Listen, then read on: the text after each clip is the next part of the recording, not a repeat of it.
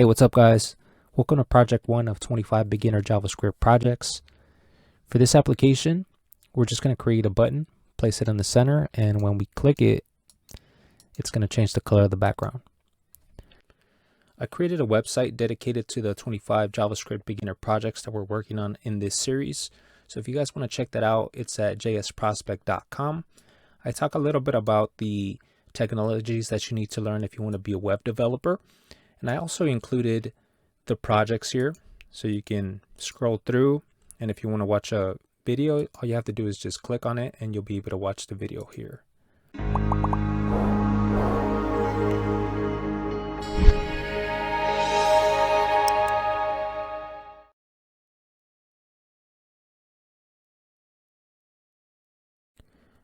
All right, let's go ahead and get started, guys.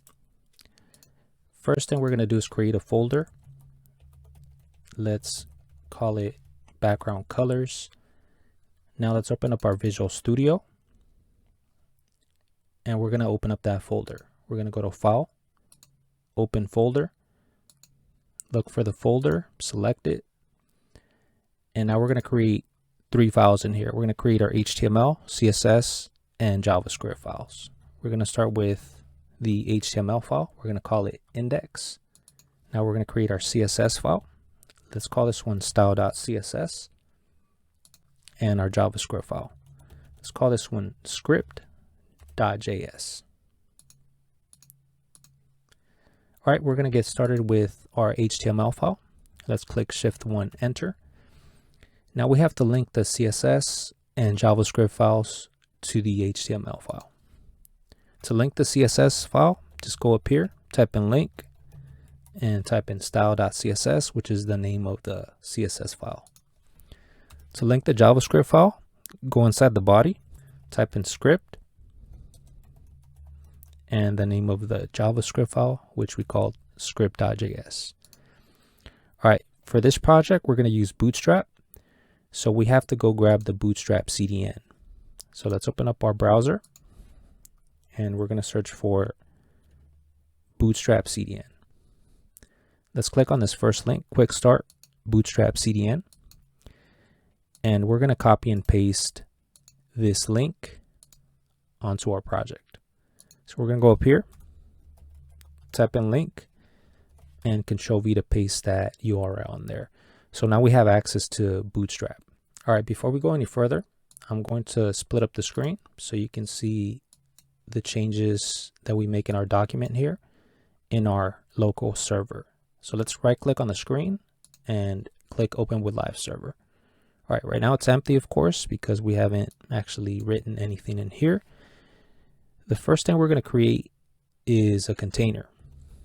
To create a container, we use div elements, and we're going to give it a class name of container. So container is basically like a box that we can store things inside of. In this case, we're going to store a button inside. And we want that button to say click me. So we're just going to type that in there. All right, here's our button. It's very generic, but we're not going to be using this button for this particular project. We're going to be using a Bootstrap button. I just wanted to show you how easy it is to create buttons. And the reason that we're not going to use this button is because it is very generic and we have to add CSS properties to make it look better. But we're not going to do that in this video.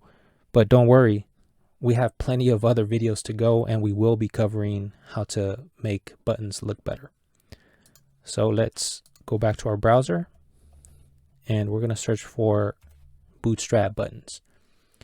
Let's click this link, Buttons Bootstrap. So as you can see, Bootstrap has some buttons that already have some nice features to them, and they're basically just plug and play. Go ahead and select one that you like. I'm going to go with this blue one, primary. So I'm just going to click copy for that. And I'm going to paste it right under here. So you can see the difference here. Here's the generic one and here's the Bootstrap one. All right, so let's go ahead and delete this. Now, right now, if you click on this button, nothing's going to happen. But of course, we want something to happen. We want the background to change color. Therefore, we have to call in a function whenever the user clicks on this button. To do this, let's just go inside the button here, and we're going to use something called onClick.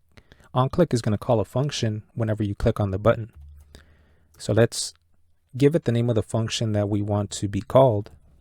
Let's call it change colors, and we're going to be creating this function with JavaScript when we get to that part of the project. That's going to be it for our HTML. In part 2, we're going to work with CSS to place this button in the center of the screen here.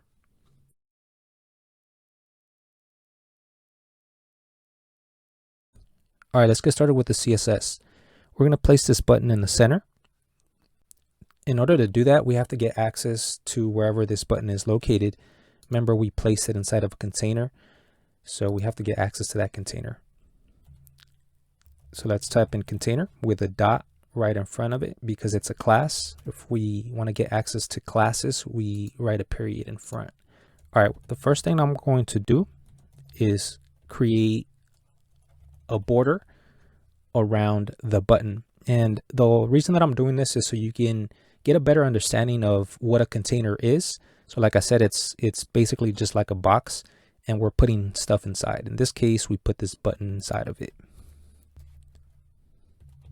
All right, now I'm going to turn that container into a flex box. So by turning it into a flex box, I can use other options of CSS that is going to let me put this button wherever I want in the screen. The first option we're going to use is justify content, and we're going to use center with that. So that's going to place it in the center. The next feature we're going to use is align items. This is going to place the button in the center of the screen here. But the reason that it's not putting it in the center is because our container is only this big. So in order for us to place this in the center, we have to make this container as big as the screen. For that, we're going to use height 100 view height. All right, so now the container is as big as the screen, and that's why this feature of align item center is working now. All right, we can get rid of this border. We don't need it. I was just using that to show you what was happening there. And that's it. That's going to be it for our CSS.